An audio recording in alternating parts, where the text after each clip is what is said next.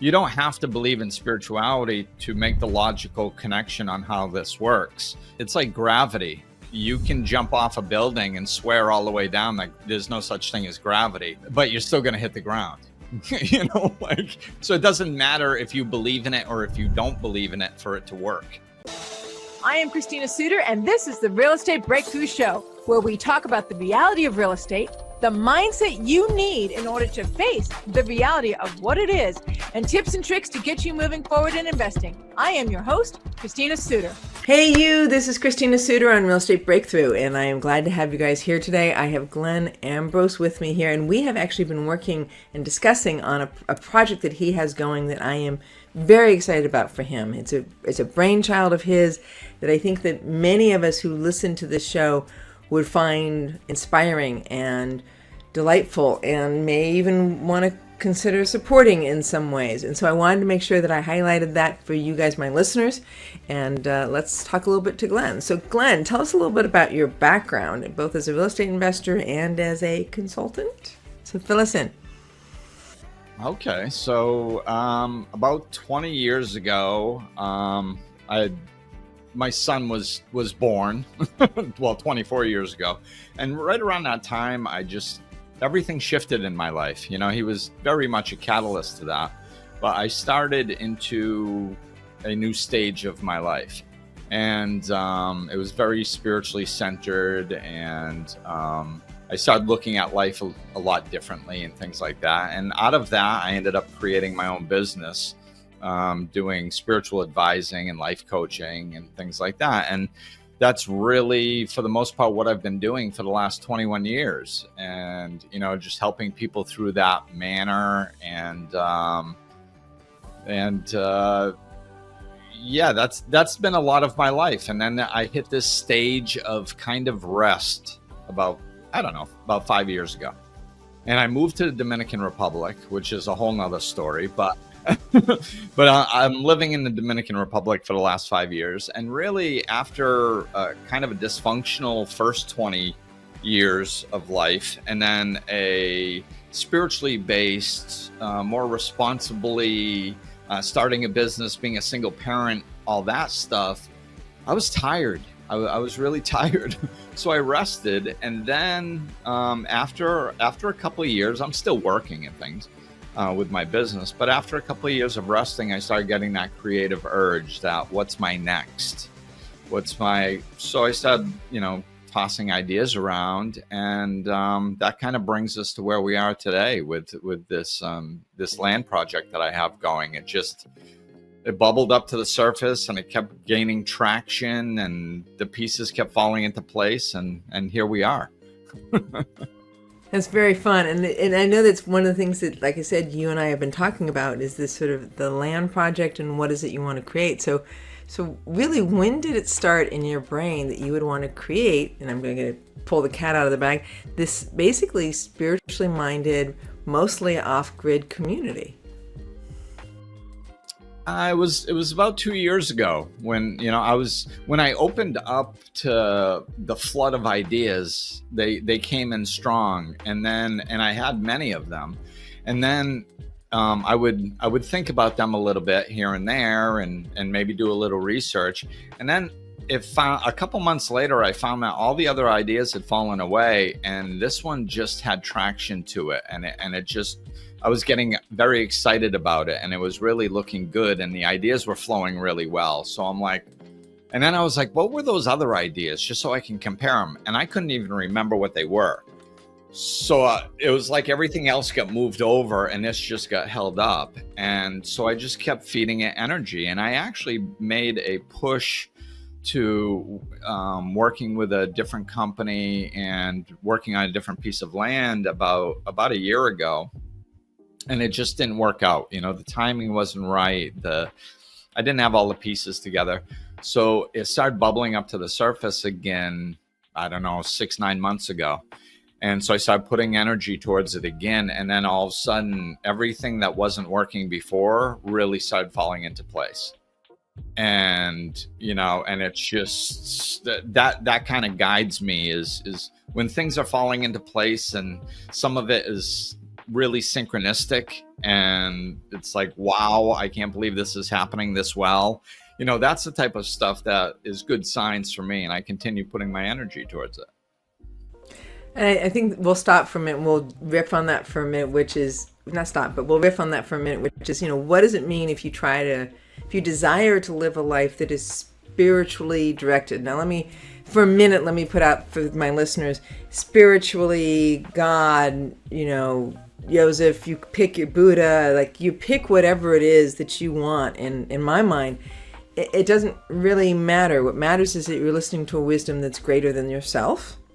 And you're using that harmony, if you want to call it that, sometimes that dedication, that surrendering, that humility, that I call it being in the slipstream, right? For creating what it is that you want in your life. And I had the same experience in creating ideas, which I might have a whole bunch of them, and then one gains traction. And it's almost like, to me, my observation is that, like when I went to start buying out of state, I picked 4 different cities. And the city I ended up landing, everybody's like, well, how'd you land up in Indianapolis? And I'm like, because it was the one that got traction. It's like, and what I'm effectively saying is it's the one where all the synergies lined up. The team showed up, the houses showed up, the capacity to buy showed up, the investors showed up. Like that is where the harmony showed up, where the magnetism landed. And is in a way that's not completely under my control. I can try to bully that into place. I can try to will that into place. Oh, I've identified these cities. I'm going to do these cities. And I can try to will it into place, but then why would I do that when there's so much more efficiency, just like physical world efficiency, not even spiritual world efficiency, but physical world efficiency, in just going with what is it that is naturally gaining steam, naturally gaining momentum, naturally gaining teams, when I go with that, there's a cohesion that shows up there. And then I'm much more capable of being successful. Now, I believe spiritually, that's feedback from whatever version of spiritual, wiser self, universal unconsciousness the universe is lining up and saying, hey, guess what? This is it. Right? This is where you want to be. This is where I can support you. This is what you're supposed to be up to. And maybe even this is aligned with your purpose. Yes, absolutely. And that's how I feel. Like, I wrote a book, Down to Earth, The Spiritual Being's Guide to a Happy Human Experience. And right in the beginning, I said, it doesn't matter what your beliefs are. It doesn't matter if you believe in God or the universe or love or energy or the laws all work the same. If you go with the flow of life instead of against it, things are going to go more smoothly. It's just how things are made. It doesn't. So if it's true, I don't think it would matter what you called it. I don't think God is going to be like, well, I have a certain set of rules if you call me God, but they're not going to apply if you call me the universe. Like there's no ego there. So it doesn't really matter how you look at it, how you make sense of it in your own head. It's just understanding that there is a flow to life and paying attention to what is brought to you. It's like, you can jump off a building and swear that there's no such thing as gravity, but it's still going to apply, So it doesn't really matter if we believe in a particular thing or not for the law to apply to us. So yeah, I think, following the signs and seeing what gains traction and like you said, bullying. I've never had any luck trying to make something happen that didn't want to make happen. Like if it didn't want to happen and, I take all my will and I try to make it happen, things don't tend to go well. So I've learned over the years to and many years of running my own business too. Like there's been many trial and errors of things that I want to do. And when I look back on my business, I guess this is where maybe the foundation or the best reason why I think this way is that when I was doing many things for my business, 90% of them didn't work. And I'm an intelligent guy. They made sense. They were good things. But they didn't work, And then I look at the things that did work and it was just an idea that came across and I went, oh, I'll put a little energy towards that. And I did. And then it took off. That's how that's how everything I've succeeded at has succeeded. It's not been solely me. It's been dropping into alignment with whatever is supposed to be transpiring. And this community comes out of that. And this is why part of why I'm going into this, riffing into this, is because the community you're looking to create comes out of this. Not just the synergy for creating the community, but the belief system of, well, who are the people that want to live in this community? So tell us more about the community and how you're cultivating it to sort of align with this sort of like, here's who wants to live here and here's why they want to live here. Yeah, and it's, when I moved over to the Dominican Republic, I came to visit and I fell in love with the place. And it's just the natural beauty over here, the laid back lifestyle, it's like taking a step back in time. It really reminds me of how my life was in the 70s growing up. There's just this level of freedom, seeing kids riding in the back of a pickup truck. I'm like transported back to my childhood, and I'm like, oh. So there's this energy that I fell in love with over here, and this peacefulness and less rules, but yet more happiness, and all that. There's all that stuff, right?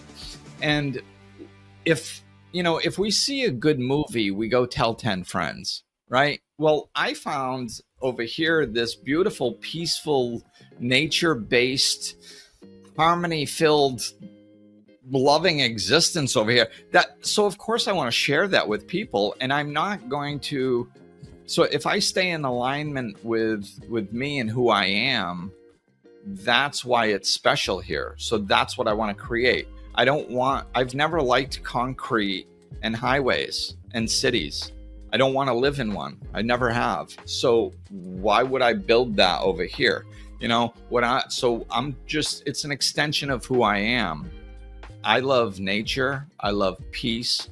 I love tranquility. I love a sense of community that I found over here. And so that's what I want to share with other people. So therefore, to me, it's just natural. Like I said, why would I want to create something that isn't like that? I value it so much. So of course, that's what I want to create.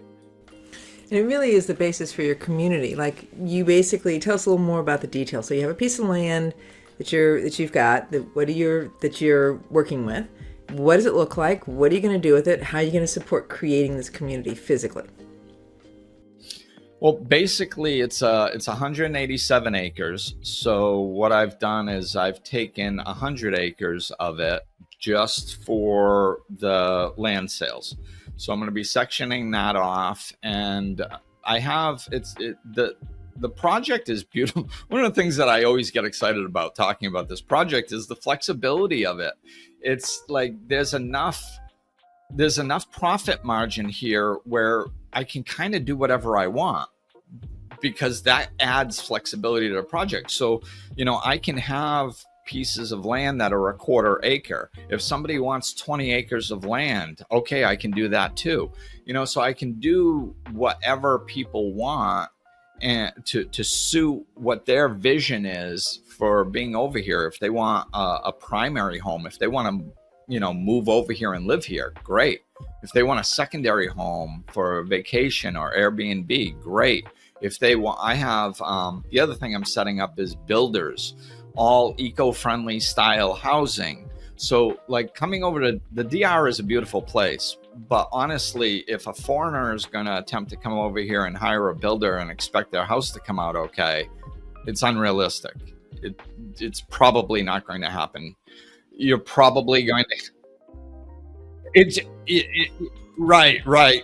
And it's so like, I want to take the stress out of it. That's part of my vision, is making this a enjoyable experience, not a stressful one for the buyers. So I want to have dependable builders because of all the connections. It's a small community over here. You get to know people. So you get to know pretty easily who will do it the right way and for the right amount of money and who won't, So I want to have all that set up permaculture experts on hand that are familiar with the terrain and the land over here, so we can create gardens on your property, locals to take care of those gardens. So you've got a little haven over here in the Dominican Republic that's perfectly taken care of, growing food if you want.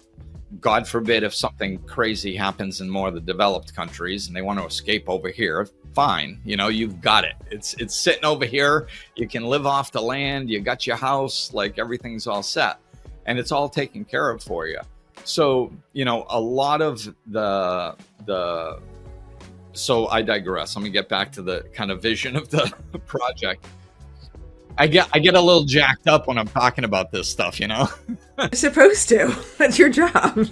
You're supposed to be excited about it. You're the one anchoring the philosophy, the vision, and the momentum behind the project. That's your job, is to do that. And then people can show up in the space that you've created, right? That are people who want to be involved in a quiet, peaceful place that allows them to have a retreat, a little piece of quiet heaven, and feel free in their own property and in their own space, knowing that they're living a life that is eco-friendly and grounded and surrounded by people who have a similar mindset in the community.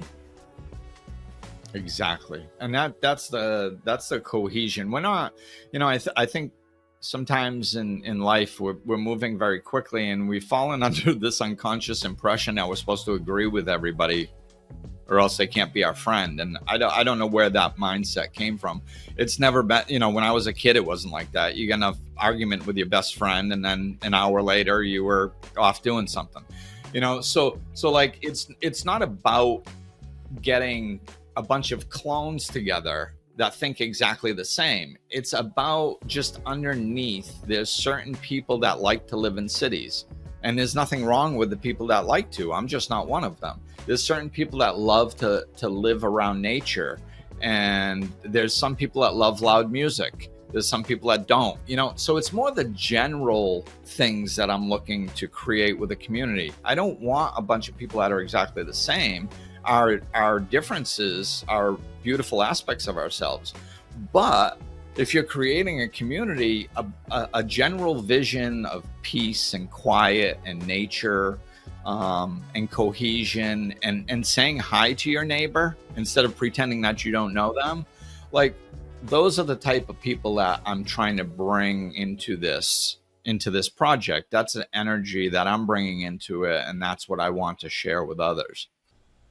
And you found some builders that really support you in that. So describe some of the, I think you said there's different styles of homes that are available. Rammed earth, I think, is one of the styles. So talk a little bit about that.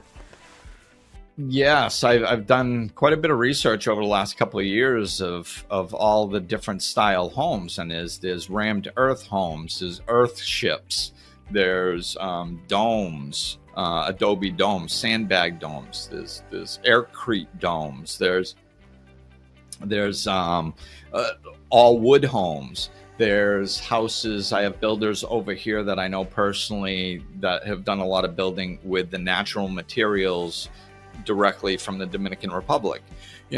So it's all eco-friendly, but there's so many styles that you can choose from within that eco-friendly genre that you can, some of these houses are, even though they're eco-friendly, they're absolutely beautiful. And what really excited me about it is I realized when I started looking into the off-grid communities, and they're very creative people, which is wonderful.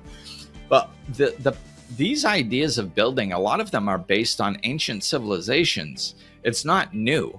And then we take the modern technology and the knowledge that we have, and we merge that with ancient wisdom, and all of a sudden we've got these things that are completely feasible. Depending on, some of the stuff can be a little bit more expensive than a normal home, but half of them are dramatically cheaper, depending on where you want to go. If you want to go rammed earth or an earth ship, let's say, like, those can be a little bit more expensive than an average home. However, your cost, heating, cooling, all stuff like that, water, that it makes up for it over time. But you also have things like domes where, you can create a dome to live in for, $30,000. And and even some of the wood houses for $100,000 for a 2-bedroom wooden house that looks beautiful with a porch on it. It's like, I'm looking at this stuff and it's just beautiful. That's the other thing is, the things cost less over here. There's a lower cost of living. So and when you get into the eco-friendly stuff, you merge with that. It's a lot of those options are less costly as well. So okay, so let me sum it up. So we've got 100 acres of land. You're able to divide it into subplots. People can buy the size plot that they want to buy. There are at least one developer, if not two, that I've heard you mention that specifically can help develop the home based on the buyer's desire. If they want to buy early and buy in early, they get more choices on what style of home they want and how much decision they get over the home itself. Right? You're developing the community, so the whole community is based in this mindset of, being eco-minded, being, some of them are really off-grid, being able to have your neighbors wave hi to your neighbors so that you actually have a sense of belonging to a community that really is much more centered on whether it's a spiritual connection to nature or just a love and passion for nature. They get to be engaged in this community. That is awesome. That makes a lot of sense. But you also need investors in this. So you need to be able to have people who can sign on to the idea early on to actually be engaged in developing the community itself and have that sort of, it's a sense of joining you in your vision and being able to make a difference by being an investor in it from the beginning. Right. And it's, my mindset is, it's, people are probably picking up on the pattern here. We mentioned spirituality, we mentioned peaceful, we mentioned going with the flow and all that stuff. And it's really the same thing if I'm going to create something, I want it to be a win-win for everybody, because I don't believe in lack, and I don't believe that one person has to suffer so somebody else does well. So it's, and this is one of the reasons I get so excited when I'm talking to investors. I can literally offer them a return that is basically unheard of. And a lot of times their eyes pop out and they're like, huh? Like, how is that possible? And it's like, no, look at the numbers. I'm not making this up. The math is there to back it up. I'm not some pie in the sky spiritual floaty dude cooking around. That's why the name of my book is Down to Earth. I keep it down to earth. I'm a spiritual realist. If the numbers don't match up, it ain't going to happen. So it's like when you look at the numbers and you look at, I can undercut everybody selling land over here by 50% or more sometimes. So that's telling me I'm going to sell my land before other people are going to sell their land, because it's beautiful land. It's got everything that you want and it's cost less. So why wouldn't they? Right. So that aspect plus the return that the investors are able to get is through the roof. So they're winning there. And I also have when I sign the contract to purchase this land, I have the opportunity to lock in the price for the piece of land right next to it, which is about another 160 acres. And I also mentioned that my numbers are just run on 100 acres out of the 87. So my plan is to hang on to the 80 acres for me and create, I was thinking about this yesterday. I just had this vision of this huge food forest that, because that's what I want. I want land, I want space, I want nature, and I want to grow stuff. So I can supply, this isn't written in stone yet, but supplying food for the people around and stuff like that, and even the people in the community. So I've got 80 acres for that. Plus I have another 160. When this project goes well, I have the price locked in so I can duplicate it right next door. So it's a beautiful thing. Part of just to get down to the grounded part, part of the reason why the land is coming to you so inexpensively is because you're buying large pieces of land and then you're putting the work into subdividing them with the focus of developing it specifically for this community. And then whereas the lots that are available that are smaller buildable lots weren't necessarily cultivated with that same mindset. So part of the capacity that you have to be able to go, okay, this quarter of acre, this 20 acre piece is because you've gotten this bulk purchase and you've taken the time to subdivide the land. And that's part of the value add that is available, is the fact that, and just, people, those of us in real estate understand that if you take a piece of land and you make it entitled and you subdivide it, that takes time, and you're going to do that on your dime. You're going to do that on your creation. But then it also creates a smaller, more eligible piece of land. But again, it's all, and what's important is it's all wrapped in this intention of it being part of a community together. And I think that's important versus just going over there and buying a single piece of land, right? Or this single piece of land. Exactly. And that was a big piece of this vision coming together, because, I haven't done anything this big before. And so there's this natural tendency to be like, oh, well, maybe I should start smaller. And so I did a lot of research and I looked into it, and I even got that advice from a couple people. Glenn, why don't you do something a little smaller? And I looked into it, and really where we are, it's probably like this everywhere, but I think it's even more so here where I am on the north coast, the Dominican Republic, right around Cabarete area. What's unique about this is it's booming, because the president is in his second term, and he's from the north coast. All his connections are on the north coast. He owns land on the north coast. There's tons of gigantic billion-dollar investments going on along the coast, on the north coast. So that's raising land values over here. But what it's doing is everybody's looking for, of course, it affects the coast more than the mountains, but it's coming up into the mountains as well, where I am, which is only about 30 to 45 minutes away from the ocean, by the way. We're very close to the ocean here. But what it's doing is that's why I can undercut the pricing so much, is because most of the land for sale are smaller lots, and the prices are through the roof because of all the development going on around here. It's just, it hasn't affected the big lots in the rural areas yet, so I have local connections, so I can find these large pieces of land that have been owned for generations and that are selling for so much lower, a cost.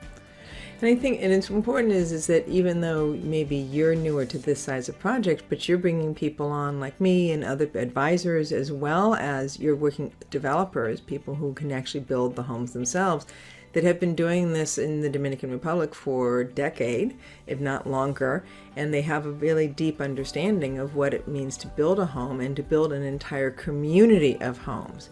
So the people that you've identified as being the support team are the people who have done this before. So I just want to say, because you're the vision holder, you're holding the light of what it means to have a spiritually based community or a conscious based community that can be off-grid, that can have a whole series of homes that fit that style, and that you can own, you can choose your size of piece of land. But you also have, people who are grounded, who are in the numbers, who understand how to do development, and you have developers, actual ground-up developers, who have done large communities before, and you've identified those people in the Dominican Republic.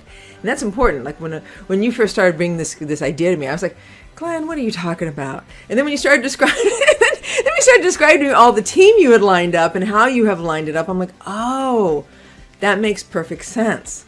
Right? You're the one who's holding the light of the vision, but you've created a team around you that has the knowledge to be able to manage the multi-level of functions that it would take to make this successful. Exactly. And I think that to me, that's the thing that I put the most energy into, because as a vision holder, you have to be realistic with yourself. And I know my limitations, so I'm really good at certain things. and some of them are holding vision, some of them are researching, some of them are bringing people together. There's some of them I'm very good at finding the right people to work with. Just because my whole life has been life coaching and learning to read people and understand what's going on underneath. So when I have one conversation with a developer and the way he's speaking is just problem oriented and blah, blah, blah, I'm like, okay, that's not the type of person I want to work with. So a lot of the research that, that's been my vision from day one. And really, if you listen to any highly successful person, they tell you part of being highly successful is creating a great team around you. Like, so I know the limits of what I know, and I'm going to make sure I have the best people doing the developing. Why? Because I'm not a developer. So I shouldn't be guiding the developing.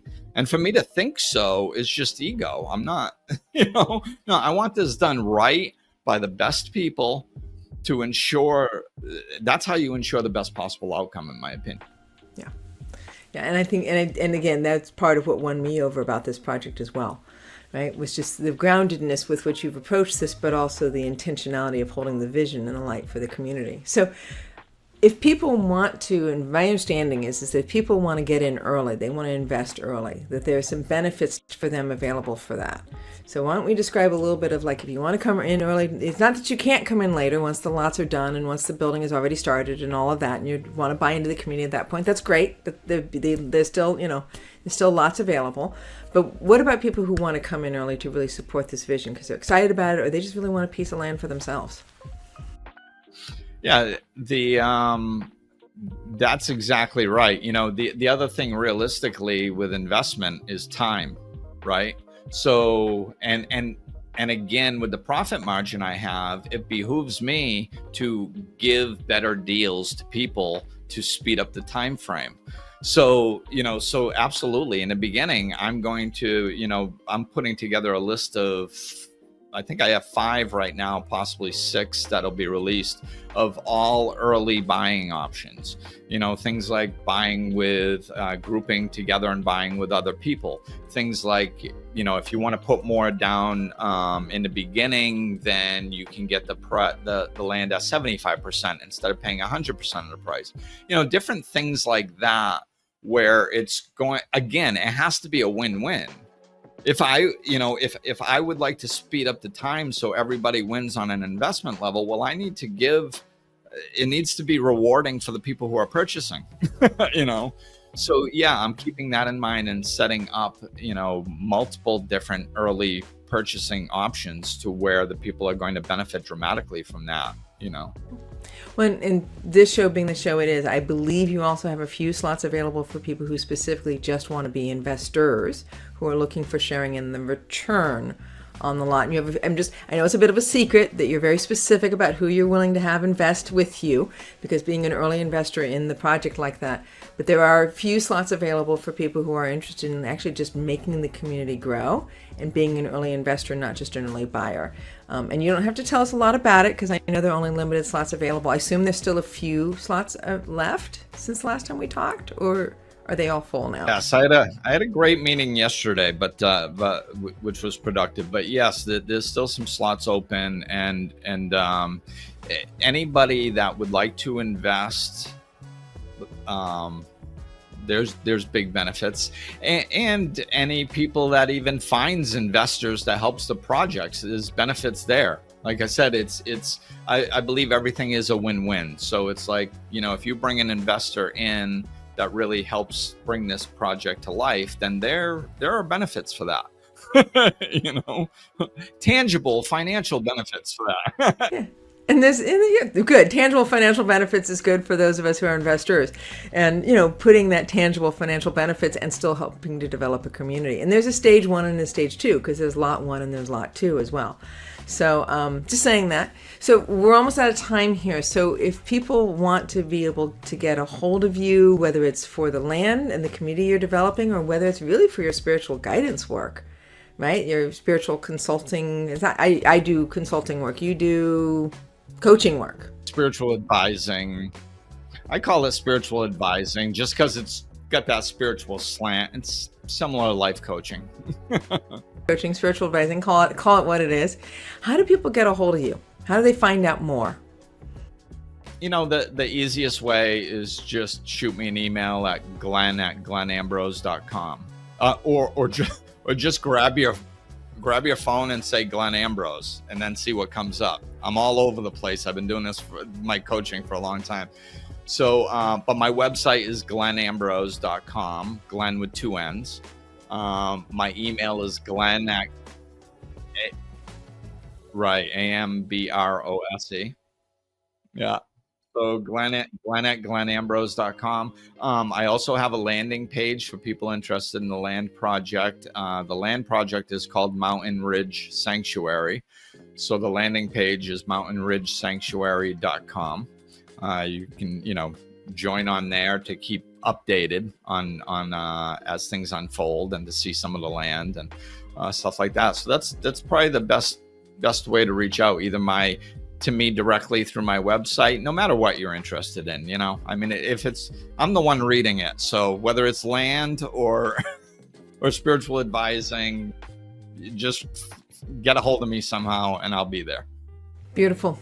Thank you, Glenn. I am so excited about the community and our conversations about it, how it's developing, how it's forming, and how it's really gaining life.